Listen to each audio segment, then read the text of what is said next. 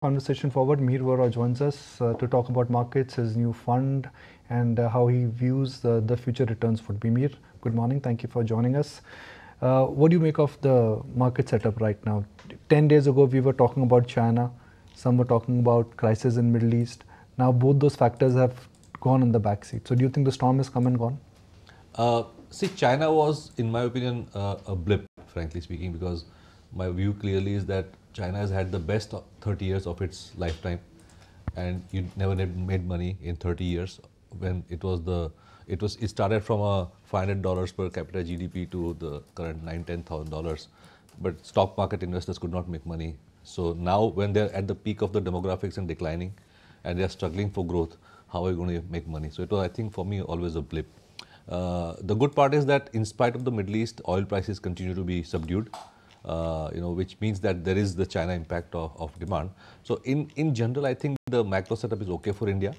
Though I must admit that the last few data points have not been that great for India growth, which we hope will improve in the second half, which is GST collections.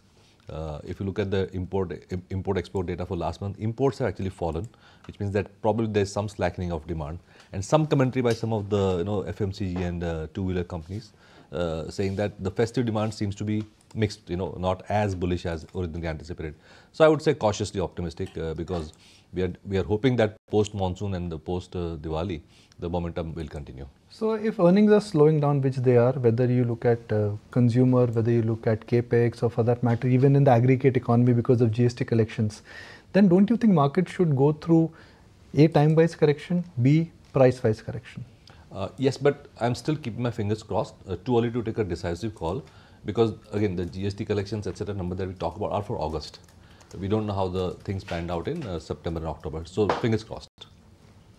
Okay, the other thing that we're watching out for in the markets right now is how some of these auto companies are reacting. Take a look at Bajaj Auto. That stock is taking it on the chin right now, and that's taking along the likes of TVS, Hero MotoCorp, etc. with it. So the entire auto pack is down. Bajaj Auto is seeing a cut of a massive 8% right now. There wasn't that big a disappointment. Yes, there was a gross margin miss coming in, and the overall number in terms of top line and bottom line was in line with expectation. But Mihir, what would you say is your view on autos? Because very divergent trends in the sense that there's one part of the street which is saying there's high inventory which will lead to higher discounting, etc. But then we are in that structural uptrend story. Certainly. So I would say that the bigger upside probably now should be in the two-wheeler space because they actually have gone through a long period of disappointment. Car structurally growth has been only about 5% if you look at the long-term growth numbers, So to that extent, cars I'm not too worried about, but in the sense of two-wheelers, those were the big disappointments for the last 5-6 years, and at least the last 12 months showed some signs of revival in that segment. So what could be the impact of this fat Hyundai IPO, 20,000 crore? That's money which gets out, right? Right. And now liquidity in a sense is just neutral. It's not positive. FIs are selling, DI are buying. And then you have 20,000 crore which gets parked into this large issue. So and there's Swiggy coming next. There's Swiggy coming next, and there are others also. So how does it work there? See, the supply demand is very difficult to fathom because I don't think it's secondary market money which gets transferred to IPO. I think IPO creates its own set of demand. And if you look at the number of IPOs and correlate it with the number of demat accounts being opened over the last few years, there is actually a high correlation. You're almost adding 1 to 2 crores demat accounts every year now. So I think it's not that fungible. And the core flows that we are seeing from SIPs, from your insurance flows, EPS, NPS, those continue to support the market, frankly speaking. So where are you picking your spots in this market? I still think that the consumer discretionary has to pick up in the second half. Otherwise, we are in for a GDP downgrade, I would say, if that doesn't happen. And the whole theme of premium consumption, financialization of savings, physical asset creation in manufacturing, real estate defense, and infrastructure. I think those themes have to continue. Otherwise, we are not on track to grow at 7%. But are the markers indicating that there could be a revival after the monsoon when it comes to consumption in particular? Yes, especially because the state and central governments have been now spending, frankly speaking. Some of the state governments have announced, large measures in the last 12 months for rural support, for the support of the poorer sections. So I think that should hold up some amount of consumption. The only counter to that, Mihir, and I mean, yesterday we had that minuscule 3% of a DA hike as well, that inflation has gone up significantly higher than any of these measures. Certainly. So that's why we are still more bullish on premium consumption. The lower end consumption probably will sustain, but the larger growth will continue to be on the premium segment. It's still a K-shaped as far as I'm concerned. So RBI is talking about a 7% GDP growth, which means the nominal GDP would be 12-13%. Correct. What is expected to go at 12-13%? Because IT is not growing at 12-13%. Banks are growing at just about 12-13%, depending on the bank you're talking about. Correct. Cars are growing at 4-5%.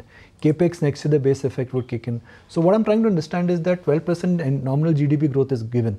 But there are hardly any sectors where you can say that, okay, 12 to 15% or even 20% growth is there. Why is that? See, the problem is GDP calculations are a bit complicated because 70% of our GDP is still services. So when you talk about cars and etc., it's still part of that 30%.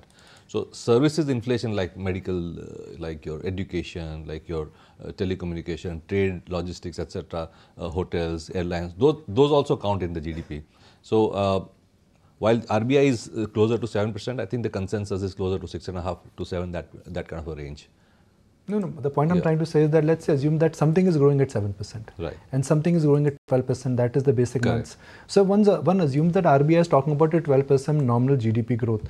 There are some parts of the economy which will grow at 15%. Which are those parts of the economy where you think that 14-15% growth for next 2 years is there?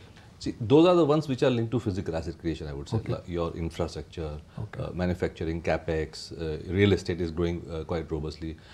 Not only not only urban, but even rural real estate should pick up with the government support that we are looking at. So those are anyway the high growth pockets that we are looking at. So you talked about premium consumption then, Mihir. What within that seems like there's still some headroom left on the table, because a large part of that trade also has played out, and since COVID lows, not just now. Certainly. So I think durables should continue to do well, because the per capita, etc., thesis still holds. Within auto, I think the SUV segment probably will continue to do better. It's already more than 50-60% of the market, but I think that should continue to do better. We are talking about hotels, we are talking about travel and tourism, airlines, all those kind of segments can do better. Even real estate, you can see the premium real estate doing better. So basically the upper end of consumption is which is likely to outperform. But at a time when, a lot of naysayers are talking about the fraudiness in small cap markets, it's come off and corrected a bit. This is a time when others are saying that there's more safety in large caps. You guys are coming up with a small cap fund. Explain us the rationale. So, wouldn't it be difficult to stock pick at these levels? Absolutely not. The good thing is that market actually has been quite rational. So while we are seeing a lot of stocks at new highs, there are a lot of stocks which are not at new highs. Like for example, the whole chemical pack, the whole defense pack, railway pack. A lot of these stocks have actually corrected by 20, 30, 40%.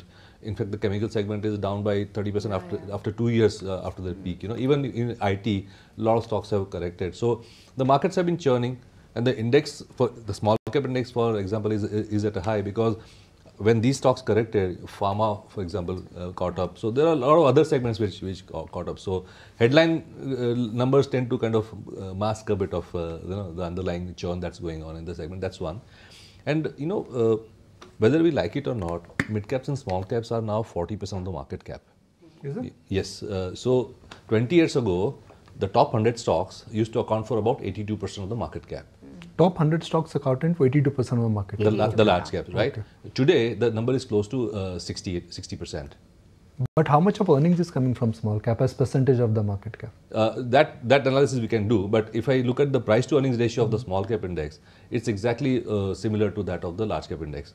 And the small cap earnings growth, and we just consider exclude the loss making companies from that, the small cap earnings growth is actually double that of the large caps.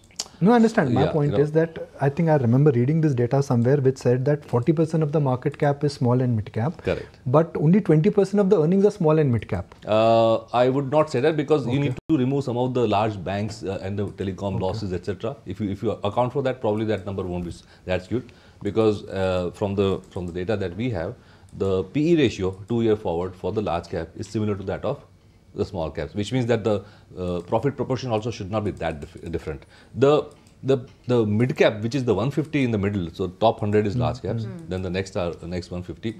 Those 150, if you look at the aggregate again, I don't like looking at aggregate, but if you look at the aggregates, there the PE ratio is much higher, about 27 compared to 20 for the large and small caps. Mihir, you talked about value on the table when it comes to chemicals, defense and railways. Let's pick up on defense and railways because they as well, much like the index, have gone through their fair share of chop and churn from the top. But that means structurally you still have conviction on these two sectors. Absolutely. These are long-term themes that we have identified. We talked about it during our flexi cap. So that's not going to change in like 6 months. The whole thesis being that for the first time, the private sector is coming in the defense sector. Yeah. And now that they are there, we have shown our industry after industry. For example, in pharmaceuticals, we started from scratch. Private sector came in, we are world leaders. Same for IT services, same for auto and auto components. So why not defense? So because for the first time, the private sector is coming in. So the runway of growth can be very long. So the defense story is big, but within that, there are two ways to look at it. Look at government-backed companies, which get order on nomination, and it's granted that it will go to them, sophistication and security. Or one looks at private companies which will be sizable in terms of that defense business, which is a better idea. Both actually. There are not like 50 stocks to choose from in any case. So I think we can have both. There are only a few government companies, and they will continue to be the nodal agencies because ultimately the government will trust its own public sector unit. But those will not do everything themselves. Those will be the final and then you dodge it. No. Yeah, such a thought through question. I thought, okay, defense and private, and then you just put water in. The private sector will benefit because ultimately they will be the suppliers to the government companies in any case. Okay. The government is not going to manufacture everything themselves. The private sector supply chain did not exist, and now it's getting developed. So not only will the government companies benefit because of more indigenous production, and now even some of the government companies are already exporting armaments, etc. So domestic plus exports and the whole private sector supply chain, which did not exist. So I think it's a whole sector that we are seeing getting created. So whole manufacturing sector and the ecosystem will get a bit of a push. But would you recommend start increasing allocation to IT now, or still wait for a couple more quarters? See, large cap IT, I consider them as boring companies. We are talking about a growth rate between 6 to 9%. I think we are back to pre-COVID level kind of growth. So whatever stock picking needs to be done is frankly in the smaller companies in IT. Are you saying that about private banks as well? Boring old companies? Or still have some hope? No, private sector banks still have the scope to take market share away from PSU. PSUs are still large, Yeah. So that it's not that boring, so to say. Okay. Good having you on the show. Thank you so much, Mihir, for taking the time out. There comes a time when your heart calls for you to arise. Plant your feet solid into the ground. Decide your own limits. And then break right through them. Become something more. It's my time to rise. Hyundai Motor India Limited now proposes an initial public offering of its equity shares. The 100% book built offer is being offered at a price band of Rs 1,865 to Rs 1,960 per equity share of face value of Rs 10 each. The anchor investor offer period opens and closes on Monday, October 14th, 2024. Offer opens on Tuesday, October 15th, 2024. Offer closes on Thursday, October 17th, 2024. For risk involved and other details, please refer to the red herring prospectus, which is available on the website of the company, SEBI, BRLMs and the stock exchanges.